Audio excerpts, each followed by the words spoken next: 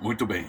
Outro dia eu estava assistindo novamente alguns trechos do depoimento de Mandetta à CPI da Covid, né, e entre tantas sentenças e lugares comuns que ele adora expressar como se fosse um paladino da moral, ele fez uma ou duas vezes citações à Revolução Francesa e ao Tribunal da Revolução Francesa. Né? E como pelo que eu percebi, ele deu a entender que esse tribunal, esse modelo de tribunal revolucionário, que é o da Revolução Francesa, ele é, vamos dizer assim, importante, ele é útil, né? E então aqui eu recomendo uma boa leitura para se começar a compreender a coisa, né? Já que o que dispomos da internet geralmente é muito superficial ou muito sumarizado. Eu tenho aqui você tem essa coleção, eu tenho uma coleçãozinha que fragmentou bastante, mas na verdade são 4 volumes, que é do Alexandre Dumas, que é o Memórias de um Médico.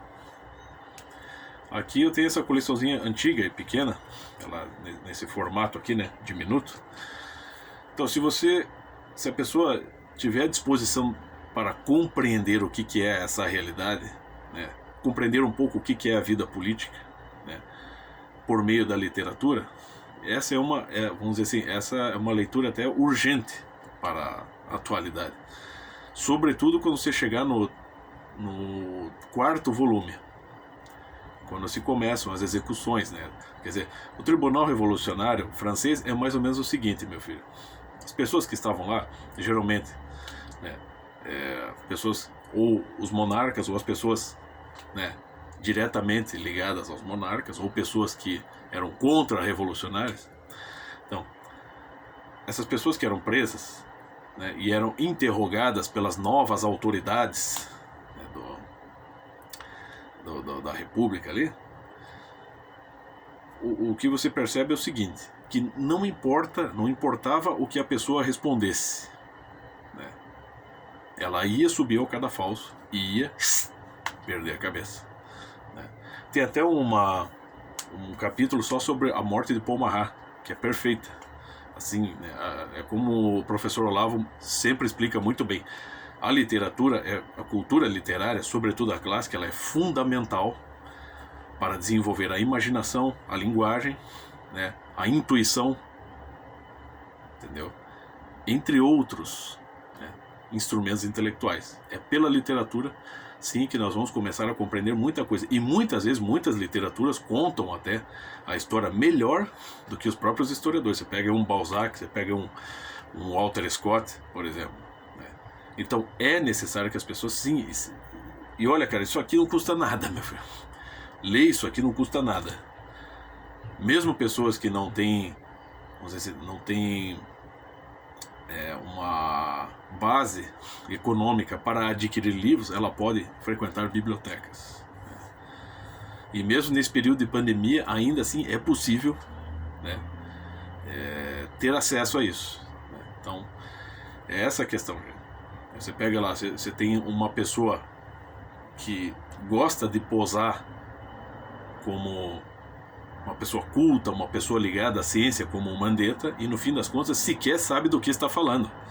Até uma observação bastante jocosa e bastante perfeita foi feito por né, essa observação foi expressa ali, acho que no Terça Livre. Um deles falou que numa das frases, né, uma das declarações do Mandetta foi de que a ciência não comete crimes, né? É como se houvesse uma pessoa chamada ciência, né? Não, aí ele vai colocando vários exemplos, a ciência utilizada para praticar aborto, a ciência utilizada para a câmara de gás, enfim, uma série, né, de possibilidades de se utilizar recursos da ciência, sim, para fazer o mal para a humanidade, como também para fazer o bem. Quer dizer, é um tipinho, o Mandetta é o tipinho ignorante, mas que gosta de fazer pose, né? Então, ele comete essas gafes. A ciência não comete crime, o Tribunal Revolucionário da França é um bom exemplo, né? É assim, o cara tá lá declarando essas coisas na CPI. E a própria CPI e a própria atitude dos ministros do STF, você vai identificar nessa leitura aí do Memórias do Médico de Alexandre Dimas. Você percebe ali, claro, a gente faz associação, porque ele está mexendo com a imaginação, ele está pegando dados históricos, né, e inserindo numa expressão literária, na arte literária. E ela é que vai desenvolver a tua imaginação. Você não pode também pegar uma literatura e sair carimbando as coisas. Não, você tem que...